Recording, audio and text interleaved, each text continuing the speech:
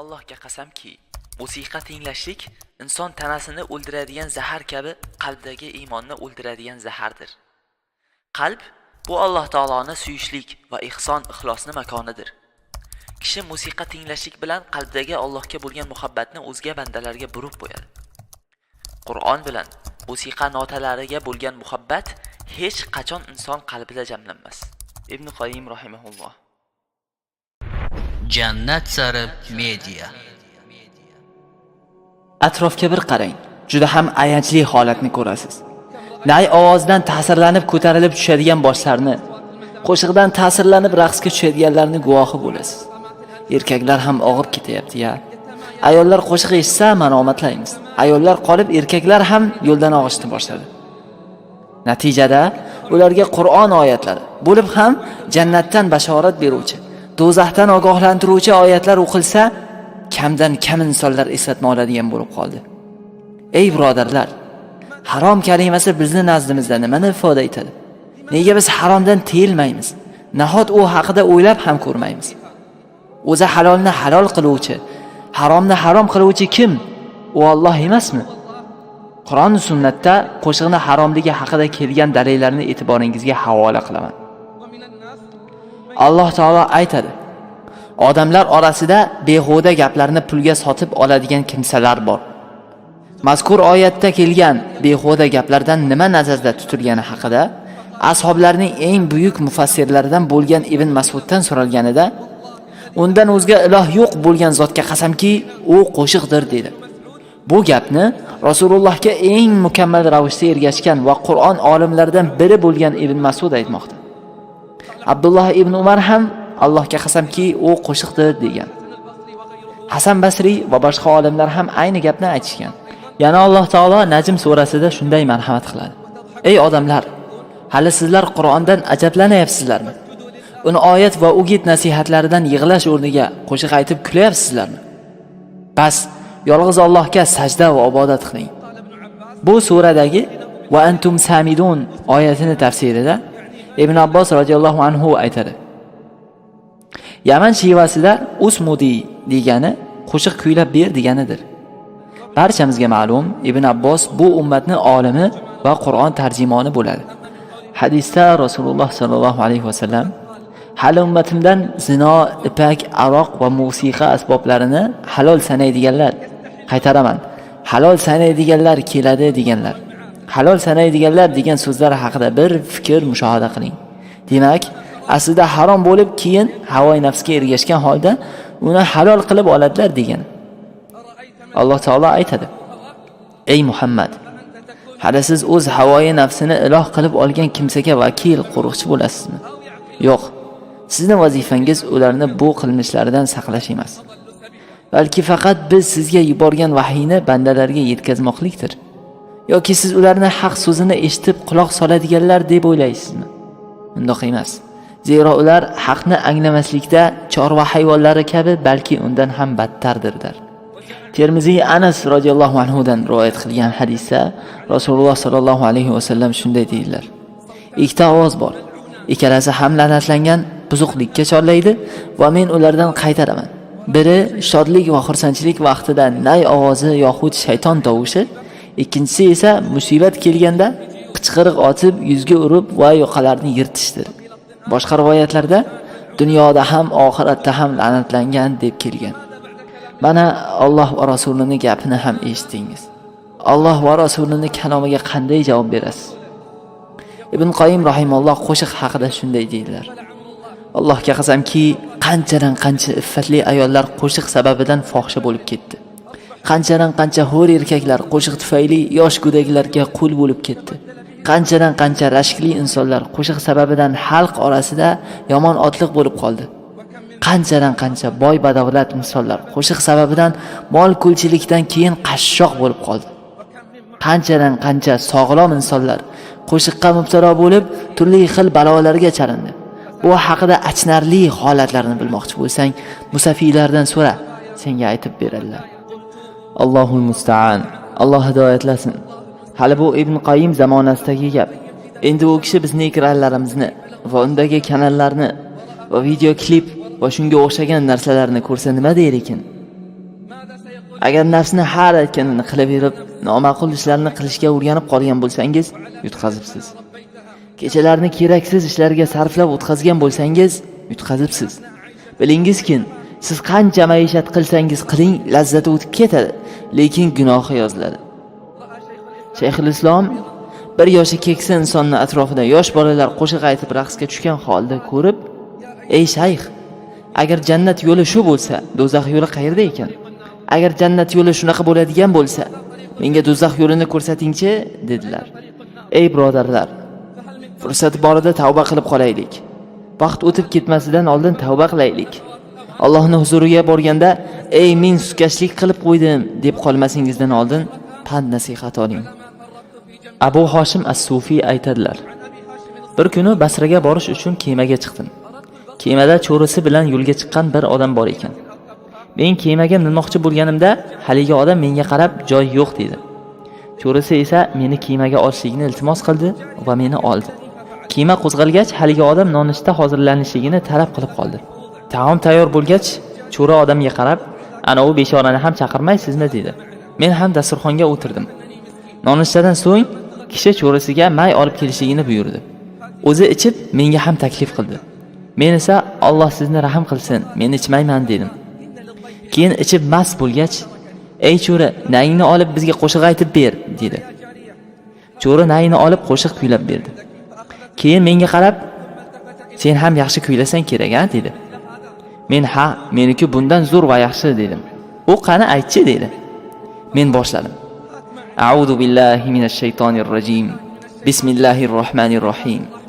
Idhash-shamsu kuwirat wa idhan-nujumu inkadarat wa idhal-jibalu suyirat wa idhal-'isharu 'uttilat wa idhal-wuhushu hushirat wa idhal-biharu sujjirat wa idhan-nufusu zuwijat wa idhal-maw'udatu su'ilat bi ayyi dhanbin qutilat wa idhas-suhufu nushirat.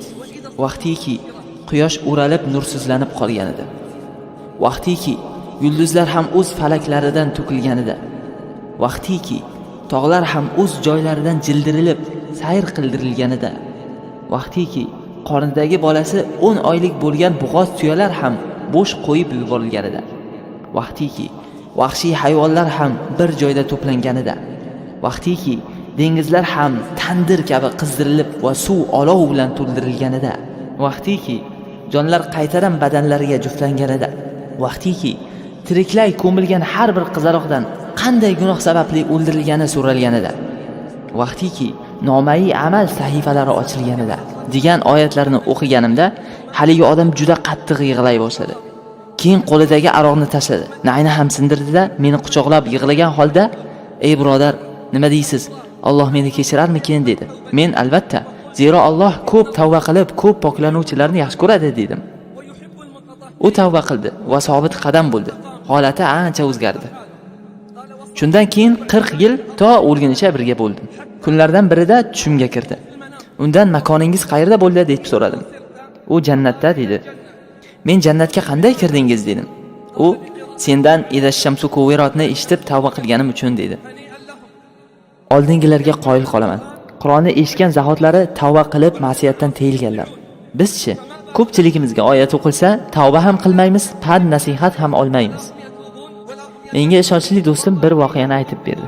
Yaqin o'tgan kunlarda bir avtohalokatga guvoh bo'ldim. Bir mashina bir necha marotaba dumalab, oxiri bir daraxtga urildi. Atrofidagi insonlar dumalagan mashinaning yaqiniga yig'ildi. Men ham bordim. Mashinaning ichida bir yigit oxirgi nafaslarini olib turar edi. Mashinaning yaqiniga kelib, holatni ko'rganlar dahshatda turishar edi. Mashinaning radiosidan baland ovozda aytilib turgan musiqa tovushi qo'rquv dahshatimizda yanada orttirar edi. Ba'zilar musiqani o'chirishga urindi, lekin o'chira olmadi. So'ngra men bir toshni olib radioni sindirdim. Musiqa ovozi o'chdi. Haligi yigitga o'lim yaqin qolganda "La ilaha illalloh" degan, "La ilaha illalloh" degan deya boshladik. Yigit esa bosh tortar edi. Biz kalimai shahodatni bir necha marotaba qaytardik, lekin u bizga javob bermaslikda davom etar edi. Hatto ruhi chiqib, qalbi to'xtadi. Nafasi ham kesildi. Va shunday tang holatda, ya'ni ruhi jasaddan ajraladigan vaqtda radiodan chiqqan musiqa tovushining o'zginasi bolaning cho'ntagidagi telefondan aytilishni boshladi. Mashina atrofidagi insonlar inna lillahi va inna ilayhi roji'un deb yig'lab ketdilar. Yoshlarimizni qo'shiqlar aldab qo'ydi. Orzu-havaslar chalg'itib qo'ydi. Shayton ularni ustidan kulib ketdi. Yoshlarimiz la ilaha illalloh demasdan o'tib ketyapti. Yoshlarimiz qo'shiq musiqa eshitib hayotni yakunlashyapti. Rahmon shaytonga insonlardan kuching yetgan kimsani ovozing bilan, ya'ni musiqa bilan chalg'it. Ularni ustiga otliq va piyoda lashkarlaringni tort. Haromdan mol dunyo va bola chaqa orttirishlikda ularga sherik bo'l va yolg'on va'dalar ber. Dar haqiqat shayton ularga faqat aldov yolg'on narsalarni va'da qilur deganda naqadar rost so'zladi. Bir kishi Ibn Abbosning yoniga kelib, qo'shiq halolmi yoki harommi deb so'radi. Ibn Abbos: "Men faqat Alloh halol etgan narsani halol, harom qilgan narsani harom deyman. Lekin aytchi, agar qiyomat kunida haq bilan botil ajralsa, qo'shiq qayerda saf oladi?" dedilar. Kishi botil bilan bo'ladi dedi. Ibn Abbos: "O'zing fatvosini bilarsan-ku" dedilar. O'zi hidoyatdan o'zga barcha narsalar zalolat emasmi?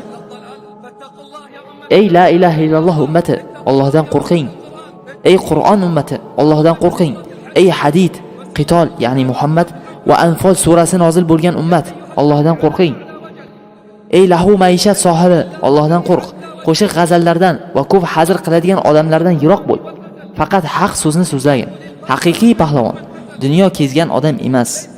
Haqiqiy pahlavon Allohdan qo'rqadigan inson ekanligini bilgin. Ey birodarlar, Alloh taolodan g'alaba kelishligini istaysizmi? Aziz farovon yashashligini xohlaysizmi? Bolalaringiz haqiqiy zabardast bo'lishligini orzu qilasizmi? Qizlaringiz pok, iffatli bo'lishligini istaysizmi? Unda osmon va yerni yaratgan zotga quloq tuting. Agar biz u musulmonlarni yer yuzida g'olib qilsak, ular namozni to'kiz ato etadilar. Zakotni haqdorlarga beradilar. Yaxshilikka buyuradilar, yomonlikdan qaytaradilar.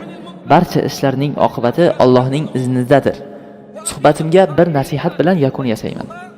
Ey xonanda ayol va erkaklar, ey telekanal egalari, ey dinor dirham qullari, ummatimiz zaif va tarqoq bo'lishligiga siz sababchisiz. G'alaba va nusrat sizlar sababli kelmayapti.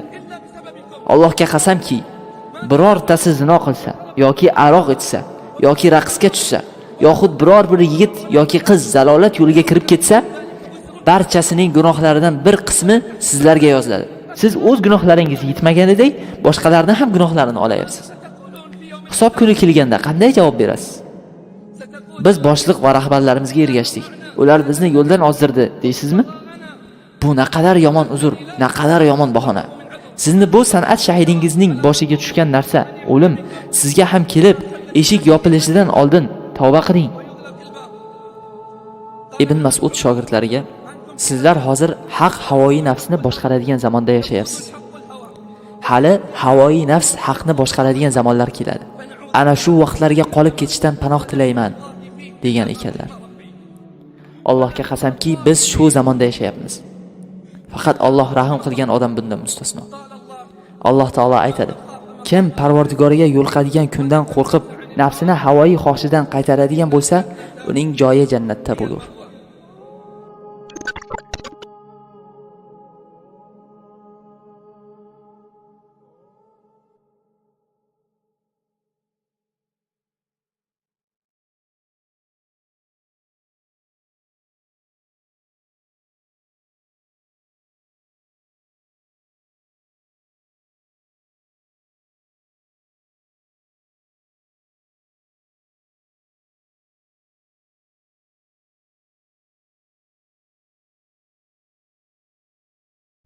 Allohga qasamki, musiqa tinglashlik inson tanasini o'ldiradigan zahar kabi qalbdagi iymonni o'ldiradigan zahardir. Qalb bu Alloh taoloni suyishlik va ixlosni makonidir. Kishi musiqa tinglashlik bilan qalbdagi Allohga bo'lgan muhabbatni o'zga bandalarga burib qo'yadi. Qur'on bilan musiqa notalariga bo'lgan muhabbat hech qachon inson qalbida jamlanmas. Ibn Qoyyim rahimahulloh. Jannat sari media. Atrofga bir qarang. Juda ham ayanchli holatni ko'rasiz. Nay ovozdan ta'sirlanib ko'tarilib tushadigan boshlarni, qo'shiqdan ta'sirlanib raqsga tushadiganlarni guvohi bo'lasiz. Erkaklar ham og'ib ketyapti-ya. ayollar qo'shiq eshitsa malomatlaymiz. Ayollar qolib, erkaklar ham yo'ldan og'ishni boshladi. Natijada ularga Qur'on oyatlari, bo'lib ham jannatdan bashorat beruvchi, do'zaxdan ogohlantiruvchi oyatlar o'qilsa, kamdan kam insonlar eslatma oladigan bo'lib qoldi. Ey birodar